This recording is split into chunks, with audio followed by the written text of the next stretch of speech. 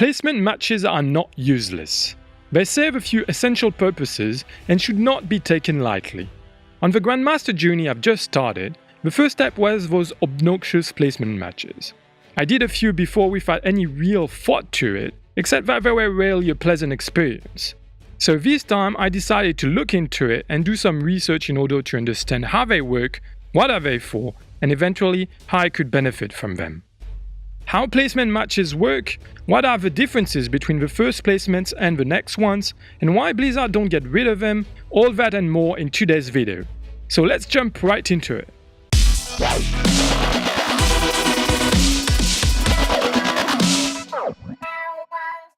Hey guys, my name's Alex and I'm on a Grandmaster journey. Can anyone reach the top tier of Overwatch? The answer in this series, with weekly updates, gameplay reviews, and study sessions to follow my baby step towards Grandmastery. So if you're interested in my progression and in learning with me how to get better at the game along the way, consider subscribing and clicking on that bell icon to make sure to be notified of all my future content. With each new season, every player has to do their placement matches. To explain how they work, first we need to understand how the skill rating system works. Most of the information of this video are coming from a heavily documented comprehensive guide posted on the Overwatch official forums by Kaawumba. A huge thank you to him for his help and harsh work. I strongly recommend everyone who has any question on how SR works to check his post out. The link is in the description below. So, to summarize quickly, after the first placements, every player gets a visible skill rating, or SR, and an invisible matchmaking rating, or MMR. The SR is a reference for the leaderboard, while the MMR is used by the matchmaking system to put the players in fair games with other people of similar skill level. When a player wins a game, both his SR and MMR increase. Vice versa, when a player loses a game, both SR and MMR decrease. The two values are connected, but they are not the same. Jeff Kaplan mentioned that SR chases a player's MMR, but in some cases, the MMR changes wouldn't have the same rewarding effect than the SR. For example, when you don't gain any MMR for a victory. Using openly the MMR would unsettle the players, to say the least. And instead of getting that exhilarating sense of progression, players would get discouraged and eventually stop playing the game. But this is only one of the reasons why Blizzard is using this complicated bilateral system. We can just speculate about the others. So what happens during placement matches? At the end of the season, SR is reset, but MMR is transferred to the new season. Most of the time, if a player played enough games, the MMR value is very close to the SR value. That's why some people say the placement matches are just regular matches with hidden SR. But it's also totally possible that the MMR is way above or below the final SR registered. There are different reasons for this, like SR decay, streaks, little participation, etc.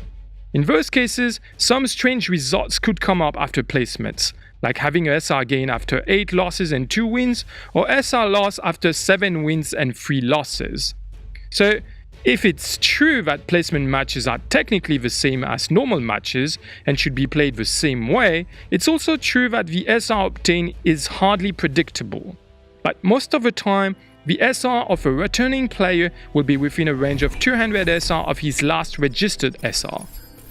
Drastic SR changes are just rare exceptions, and even if a player has improved a lot, the MMR isn't being reset, it will take a lot of time and effort before these improvements bear fruits in terms of SR gain.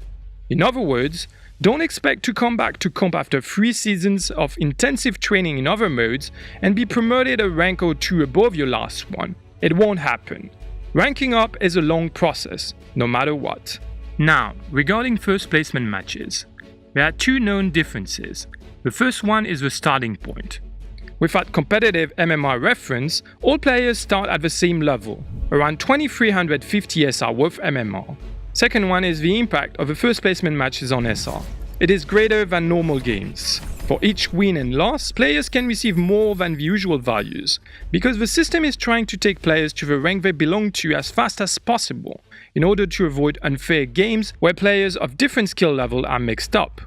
To further explain this, let's take an example and introduce Owlimbo, who just started playing the game. He rapidly reached level 25 and rushed into the competitive mode and his first placement matches.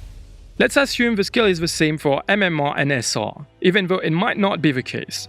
So John's initial MMR is 2350, like every other new player. He will be matched up with other players of the same MMR, preferably new players like him. But it's not always the case, especially if a player doesn't do his placements at the beginning of the season. John's skill is unknown, so independently of the result of a match, the matchmaking system has to measure John's performance. Usually for a win, a player will get between 15 to 35 SR. But in the first placement matches, a win can bring less SR if a player underperforms a lot compared to other players of that level, or bring a lot more if overperforming. Performance is more important than the result of a match. It's totally possible then, with more victories than defeats, to be placed in silver, or with more defeats than victories to be placed in platinum, diamond, or even masters. Let's come back to John. He's not good at the game. His real skill would be comparable to bronze players. But he got lucky and managed to get a 50-50 win ratio on his 10 placement matches. Normally, a gold player performing badly would lose around 50 SR with a 50% win rate. But since it's the first placement matches, John lost 400 SR and is now placed in high silver with a first skill rating of 1950. But he's still placed too high compared to what his skills are. So the matchmaking will keep giving John a small performance modifier for a few more games. How many? We don't know exactly, but for at least 10 more games, the SR variations will be clearly boosted. All in all, we can assume that it takes at least 100 games for a player to reach his true SR. Considering this, people who are dropping down from their initial placement matches like John are probably one of the reasons why matches below mid-gold are more likely to be unfair and to turn into stomps. It's not the only reason, of course, since there are stomps in plat and above, but it might make it worse. So, since it creates many problems and confusion in the community, why Blizzard is still using this system? I'm really interested in hearing what you have to say about this, since there are no official answers at the moment. Share your point of view in the comment section below, or on the videos related posts on Reddit and the official forums. Kaawumba suggests that Blizzard could use the off-season to tweak the matchmaking system and adjust MMR values according to a full season long data analysis. With all the patches, meta changes and reworks that occur all the time, it's no surprise that the matchmaker needs fixes every now and then. In that sense, placement matches would be essential to re-evaluate players' level according to their newly given MMR. Are players really at the right level, or should they go a bit up or down? If Blizzard had placements removed, these adjustments would be difficult to introduce. You can't suddenly change someone's SR in between seasons just because there has been alterations in the system. People would hate it. So that's my take on why Blizzard is keeping the MMR and placement matches structure, to save users from much more frustration and ranting. Full disclosure on what happens behind the scene is not always the best way to please the mass, I guess. Now, regarding the initial MMR and mid-high gold when starting comp, I believe the reason for that is as simple as this sentence: it would be worse otherwise. I'm convinced Blizzard has beta tested a system that will make everyone start at the bottom, but it didn't work well. I think if we were to look into it from a statistical point of view, the number of games hard to balance would be much higher compared to the current system. And it's quite easy to imagine that having very good players mixed up with low-ranked ones can possibly bring anything good. Okay, let's summarize. Placement matches are not to be looked down on. You can earn or lose as much if not more SR in those games than regular ones. But sometimes, no matter how you perform and how many victories you gather, you might end up with less SR than you last recorded one. Don't blame the system, it just means that you have way to go before reaching the next tier. I personally finished my placement matches with hard victories and defeats, and started season 14 with 26 SR more than last season's final one. I honestly didn't perform well, so I don't think that my gameplay made that big increase possible. My MMR must have been higher than my last SR from the start, confirming from my point of view that it is hardly predictable, but also that it is important that I try my best during those games.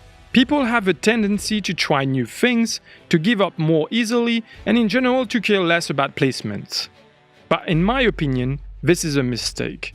Soft throwing a placement match is the same as soft throwing a normal game. Ask yourself, would you do it if you could see your SR drop at the end of a game? Most probably not, right? Plus, remember, if you try hard and you convince your team to try hard too, chances are the other team won't since it's a placement, and it will help you secure an easy win. Just saying. And that would be it for today. If you enjoyed this video, make sure to leave it a like. It helps me know that you enjoy the content and the direction I'm taking with this series. Also, if you haven't done it already, consider subscribing and hit that bell icon to follow my journey to Grandmastery. I'm always eager to discuss with you questions and opinions you have on the topic at hand. So don't hesitate to tell me what you think about placement matches and how you play them yourself. If you have any tips to get a better win ratio, or if you wish they would be removed, just tell me about it in the comments below. Thank you so much for watching, and as usual, remember lost is, lose SR, know your mind. Tip of the day. During my training with Aim Hero, I noticed that my tracking accuracy would be significantly increased if I'm aggressively trying to overtake the target than if I'm passively following it. My guess is that by being aggressive in your tracking, you increase your focus and thus your overall accuracy. Try it on and tell me if it works for you too.